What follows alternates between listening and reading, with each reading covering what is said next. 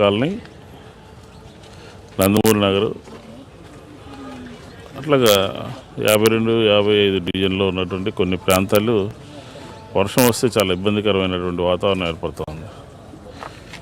గత 5 సంవత్సరాల నుంచి ప్రజలు ఏ సమస్యల మీద ఎదుర్కొంటున్నారు, ప్రభుత్వం కార్పొరేషన్ ఏ సమస్యల మీద స్పందించాలి అని చెప్పనే ఒక కార్యక్రమం లేకుండా దరిద్రమైనటువంటి పరిపాలన ప్రజలకు అందించి 5 సంవత్సరాల పాటు నగరాన్ని నరక కోపంగా మార్చారు.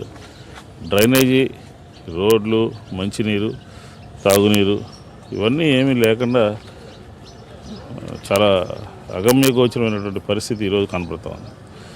సరే, దీన్ని ఎట్లా అయినా సరే బాగు చేయాలనే ఉద్దేశంతో ఆంధ్రప్రభ కాలనీ, అలాగే తోటవారి వీధి, వెంకటస్వామి గుడి పక్క సందులు,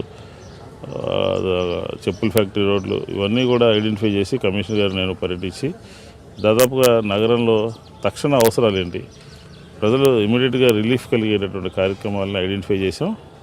ఇవన్నీ కూడా త్వరలోనే టెండర్స్ పిలిచి ఒక 15 రోజుల్లోపు పూర్తిగా పనులు పూర్తయ్యే విధంగా కూడా చర్యలు తీసుకోవడం జరుగుతుంది. దీంతోపాటు బడ్జెట్ నుంచి కూడా కొంత నిధులు కేటాయించడం జరిగింది.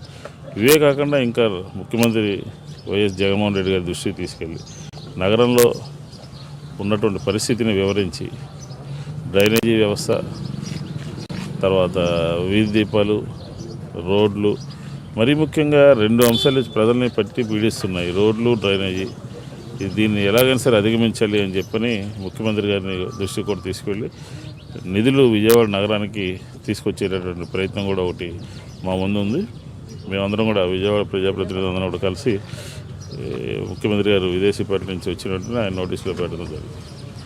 దీంతోపాటు ఎల్ఎన్టీకి సంబంధించి పనులు నగరానికి కేంద్రం నుంచి 450 కోట్ల పైన వస్తే ఏం సెలెక్ట్ చేశారో, ఏ డివిజన్లో డ్రైన్లు కట్టాలనుకున్నారో, ఏం కనెక్టివిటీ లేకుండా చేశారో అసలు ఎంత భయంకరంగా ఉందంటే ఈ తెలుగుదేశం ఎమ్మెల్యేలని, కార్పొరేటర్ని ఏ విధమైనటువంటి శిక్ష వేయాలంటే నోటికి కూడా రావట్లేదు. వాళ్ళకి ఏం చెప్పాలి?